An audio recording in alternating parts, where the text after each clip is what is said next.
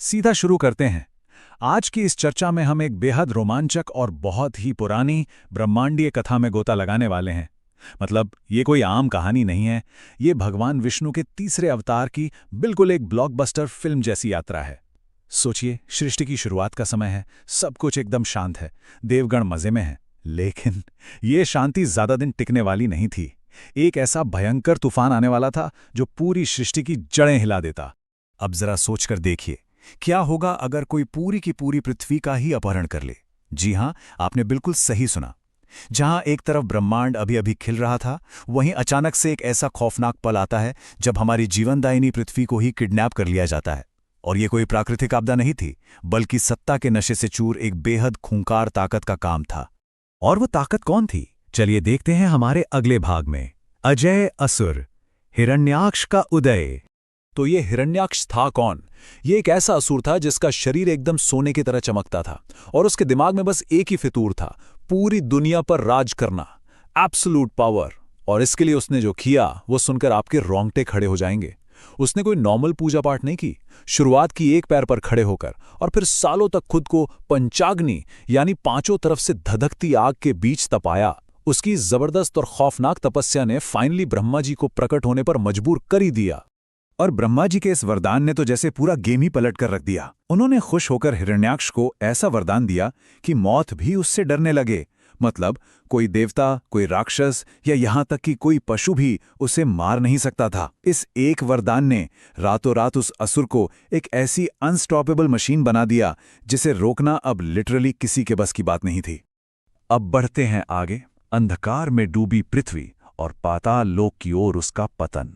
अब भाई, जब कोई इतना ताकतवर हो जाए तो अहंकार तो आएगा ही। हिरण्याक्ष ने तीनों लोकों में ऐसा तहलका मचाया कि मत पूछिए। देवी देवताओं और इंसानों को तबाह करने के बाद उसने सीधा हमारी पृथ्वी माता पर हमला किया और उन्हें खींचकर पाताल लोक के उस गहरे घुप बंधेरे समुद्र में कैद कर दिया। और उसका असर? सूरज की रोशनी एकदम गायब। बिना धूप और पानी के सारे पेड़ पौधे सूखने लगे, नदियां पूरी तरह से रेगिस्तान बन गई। हर तरफ बस त्राही त्राही मची थी। इंद्र और बाकी सारे देवता ये महाविनाश देखकर बुरी तरह कांप रहे थे। उन्हें पता था कि अब सिर्फ एक ही दरवाजा खटखटाया जा सकता है। और यहीं से शुरुआत होती है वराह के उदय की, जो था एक ईश्वरीय समाधान। सारे देवता भागते हुए क्षीर सागर पहुंचे, जहां भगवान विष्णु शेषनाग पर बड़े आराम से लेटे हुए थे। देवताओं की घबराहट देखकर विष्णु जी बिल्कुल भी पैनिक नहीं हुए, बल्कि वो बस मुस्कुराए। और यहीं हमें पता चलता है कि दैवीय शक्तियां काम कैसे करती हैं। सबसे पहले विष्णु जी अपनी नाक से महज एक अंगूठे के साइज का एक छोटा सा जंगली सुअर या वराह प्रकट करते हैं। लेकिन पिक्चर अभी बाकी थी। अगले ही सेकंड वो नन्हा सा जीव इतना विशाल, इतना भीमकाय हो जाता है कि पूछिए मत। ये था विष्णु जी का तीसरा अवतार, वराह अवतार। और जब उस विशाल रूप ने गर्जना की तो सच मानिए पूरा का पूरा ब्रह्मांड थर्रा उठा। इसके बाद शुरू होता है महासंग्राम।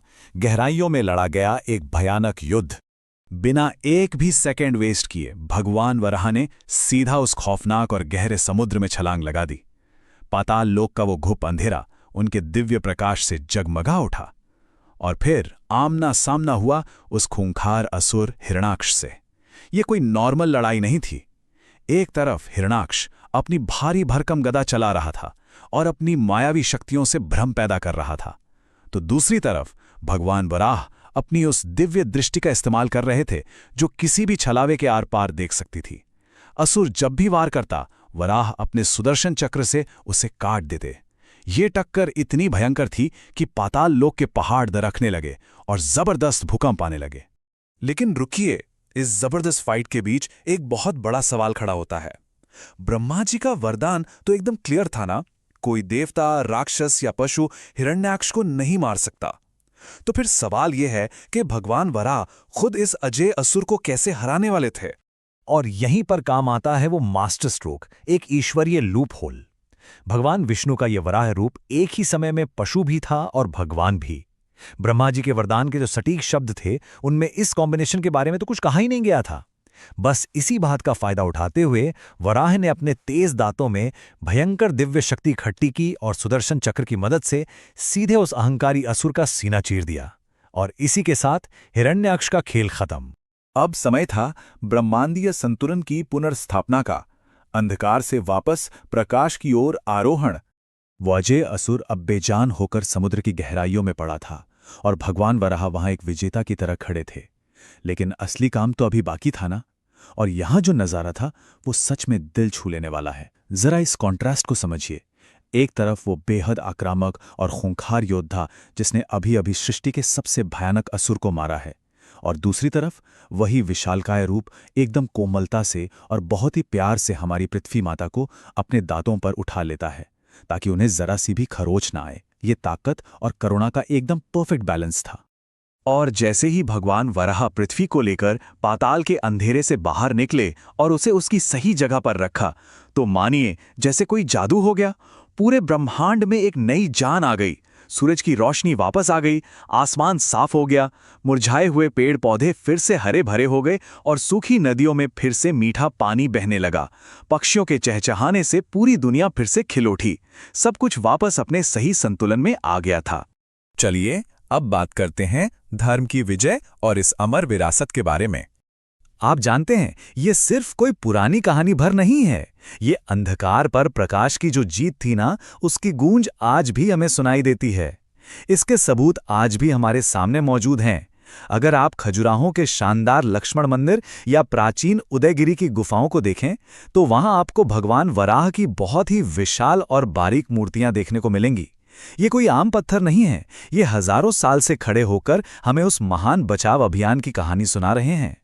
तो हमारी आज की इस चर्चा का सबसे बड़ा टेक अवे क्या है? परम सत्य यही है कि अंधेरा चाहे कितना भी गहरा क्यों न हो या बुराई कितनी भी ताकतवर क्यों न लगे, आखिरकार जीत हमेशा सत्य और धर्म की ही होती है। तो सोचिए, क्या हम भी अपने आसपास के अंधकार को मिटाने के लिए अपने अंदर के उस ईश्वरीय साहस को जगा सकते हैं? ये एक ऐसा सवाल है जो हमें इन कमाल की प्राचीन कथाओं को और भी गहराई से समझने पर मजबूर कर देता है।